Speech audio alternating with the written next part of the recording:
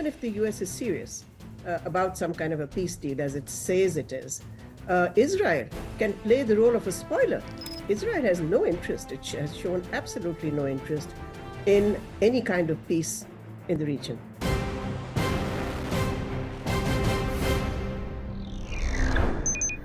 First of all, I think we have to recognize, as you have been reporting, that the region is on knife edge, that the escalation continues from the American side, from the Israeli side, and of course the Iranians are retaliating.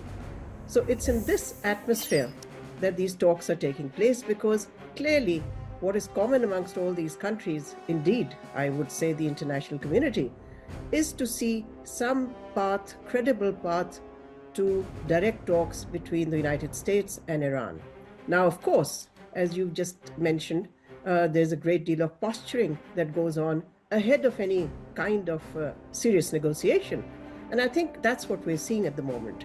Both sides have put forward maximalist demands, but we need to see how far they would be willing to make the kind of concessions, or at least show the flexibility to get talks off the ground, because we're not there yet. Certainly, messages have been exchanged. Pakistan has played its role. Diplomacy has gone into high gear. But until both sides want this process to proceed and to succeed, we will need to see flexibility. And of course, we will also need to see the United States giving assurances that it can control Israel. Because one of the big questions now is, even if the US is serious about some kind of a peace deal, as it says it is, Israel can play the role of a spoiler. Israel has no interest, it has shown absolutely no interest in any kind of peace in the region. Well, I'm not a fly in the room, so it's hard for me to say how it will proceed, but I would want to give you some historical context. This is not the first time Pakistan is playing the role of an intermediary. In fact, in President Trump's first term, it was Pakistan that helped the United States and the Afghan Taliban come to an agreement at Doha.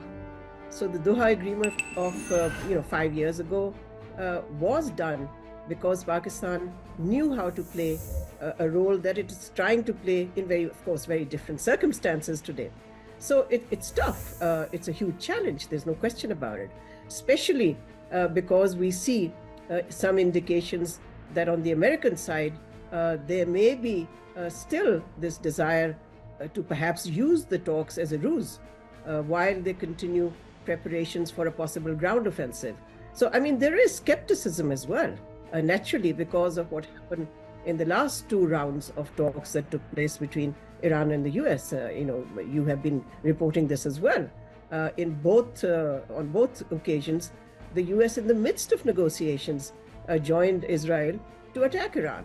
So for Iran, this is going to be a very difficult process. And Pakistan is trying, by exchanging messages between the two sides, having these long conversations on both sides, some are public, some not so public, to ensure that at least the two sides show the seriousness to pave the way for some kind of direct communication. Well, I think diplomacy enables that to be tested. The hypothesis that you put forward, which is, do both sides really want to see an end to the conflict? I think if they didn't, they wouldn't have asked my country to play this go-between role which it is trying to do. Pakistan hasn't just inserted itself into this whole game. It has been asked by both sides. It has exchanged messages. Well, it's always a combination of the two. Pakistan was ready, able, and willing, and the two sides were interested, and that's how it came about. So, it's hard for me to say, whether there was a phone call first from Tehran or first was the phone call went from Islamabad to Washington. But my point is that Pakistan didn't just step forward.